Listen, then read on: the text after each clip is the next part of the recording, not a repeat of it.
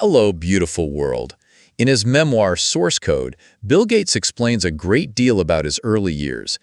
In doing so, we have a window into his unique characteristics and fortuitous circumstances that would lead to his eventual success. Without a doubt, Gates is an unusual person who had remarkable talent, drive, focus, ambition, and willingness to work that led to his achievements. And yet he also explains how he had an unusually supportive family with unique skills, such as a father who was a seasoned lawyer and a mother who structured his social development, which also provided a platform for that success to even be a possibility. Here I've pulled out some quotes that highlight how Gates was clearly a mathematically precocious youth who had a strong interest in coding, the ability to hyper-focus, exhibited extraordinary personal energy, had the willingness to be different and take charge, and possessed the dedication and desire to work crazy hours to be the best. 1. Talent, interest, and ambition. In the introduction of his book, Gates notes, "The logic, focus, and stamina needed to write long, complicated programs came naturally to me." Gates also always loved to read. When he was around 9, he read through every volume of the World Book, A through Z. A summer reading program at our library was only me and girls. And he was among the best at math early on. He notes, "It wasn't long before I realized I was finishing each problem faster than everyone else. At Lakeside School, he took a test for the math team. He did exceptionally well, scoring higher than nearly everyone on the math team, which put me, an 8th grader, among the best high school math students in the region." As Gates argues, the logic and rational thinking demanded by math were skills that could be used to master any subject. There was a hierarchy of intelligence. However good you were at math, that's how good you could be at other subjects. His interest in business was present early. He drafted a school report on a fictitious company he called Gatesway that made a coronary care system which I invented. My report detailed factors of production and how I hope to raise capital from investors in order to build my products. He had the early ambition to be someone. With his friend Kent, he read through a stack of biographies of famous people, leaders like Franklin D. Roosevelt and Douglas MacArthur. We spent hours on the phone dissecting their lives. We analyzed the paths they followed to success with the same teenage intensity that other kids at that time spent deciphering Lucy in the Sky with Diamonds. He had intense interest in coding. When he and Paul Allen found out that the company that had given them some free computer time in exchange for them troubleshooting the system had brought in some top programmers, they found some source code by looking to the dumpster to get a glimpse of what those programmers were working on. And they found something cryptic, just lines of code that we need to reverse engineer to figure out what they did. But that crumpled and coffee-stained paper was the most exciting thing we had ever seen. After he and some of his older friends like Paul Allen had gotten a job to try to make a program to automate payroll services, at first the older guys thought they didn't need Bill. But then they realized they did. So Bill took charge. I would need to be in charge, and if I was in charge, I would decide who got what portion of the free computer time, their compensation. I devised an allocation plan based on my judgment of who was doing the most work, dividing our compensation into 11ths. 2. Focus, dedication, and intensity. Out on a long hike with his friends, he was cold and miserable, but he retreated into his own thoughts. I pictured computer code. In all that time on his hike, he was able to pare down long, messy code into something more succinct. He said, "On that long day, I slimmed it down more, like whittling little pieces off a stick to sharpen the point. Alone in my cave, his room, I'd read or just sit and think. I could lie on the bed endlessly working through some question." Gates also wrote, "I'd always possessed the ability to hyper-focus. If I truly concentrated on a subject, taking in the facts and theorems, dates, names, and ideas, and whatever else, my mind automatically sorted the information within a framework that was structured and logical." When starting up Microsoft, he explained, "Like one of those watertight hatches on a submarine, I could shut out the rest of the world. And this meant no girlfriend, no hobbies."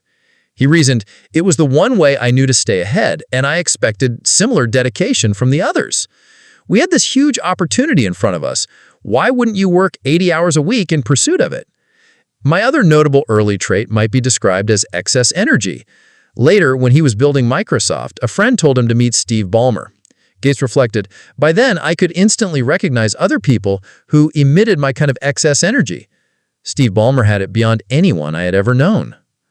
At Harvard, Gates reflected on his less-than-perfect performance in Math 55, the highly accelerated math class. He said, all of us had 800s on our math SATs, and up until then, I had experienced only a few situations in which I felt someone was hands down better than I was in some intellectual endeavor that mattered to me, and in those cases, I soaked up what they could teach me. He noted a realization. This time was different. I was recognizing that while I had an excellent math brain, I didn't have the gift of insight that sets apart the best mathematicians. I had talent, but not the ability to make fundamental discoveries. On the complementary work styles between himself and Paul Allen, Gates writes, my approach was rapid fire, in your face. I prided myself on my processing speed, that I could come up with the right answer, the best answer, on the spot. Impatient real-time thinking. And I could work and work and work for days on end, rarely stopping. 3. Support, good timing, and luck. On privilege, to be born in the rich United States is a big part of a winning birth lottery ticket, as is being born white and male in a society that advantages white men. On good timing and building on the work of others, I was a rebellious toddler at Acorn Academy when engineers figured out how to integrate tiny circuits on a piece of silicon, and I was shelving books in Mrs. Caffreyer's library when another engineer predicted those circuits would grow smaller and smaller at an exponential rate for years into the future. By the time I started programming at age 13, chips were storing data inside the large computers to which we had uncommon access, and by the time I got my driver's license, the main functions of an entire computer could be fit onto a single chip. On support from family, his grandmother Gammy, beyond her card table acuity, was valedictorian of her high school class, a gifted basketball player widely read. His mother provided opportunities to socialize, connect with, and learn from a skilled community. She wrote, when I look back on my childhood, it fit a pattern of pushing my sisters and me into situations that would force us to socialize, particularly with adults. When starting up the company that would become Microsoft, that summer would turn out to be the last time I lived in my parents' house. When I think about it now, I have much greater appreciation for the role my family played during that early period of Microsoft. As proudly independent as I imagine myself, in truth, my family supported me in ways both practical and emotional.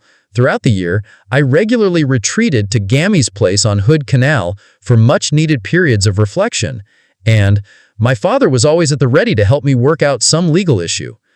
On the teachers who helped challenge him, one day Mrs. Carlson led me down the hall to the library where she told the librarian that I needed a challenge.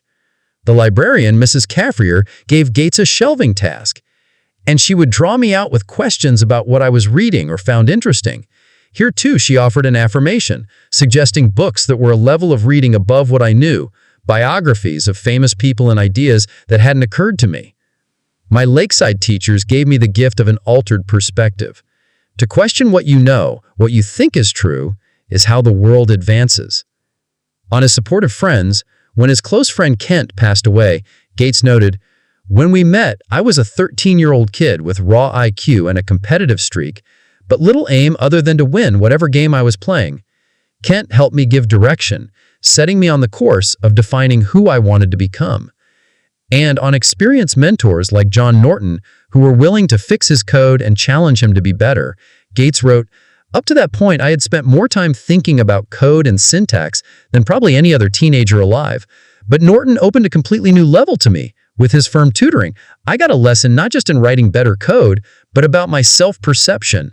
I remember thinking, why am I so arrogant about this programming stuff? How do I even know that I'm that good? I started to consider what near-perfect computer code would look like. And on having the great good fortune to get computer time when very few in the world could, after gaining access to computer time, instead of sleeping at night, he would sneak out of his house and catch a bus over to the place where he could work on his programming. He talks about the 10,000-hour or roughly 10-year rule regarding the development of expertise coined by Anders Ericsson, and how without that lucky break of free computer time, call it my first 500 hours, the next 9,500 hours might not have happened at all.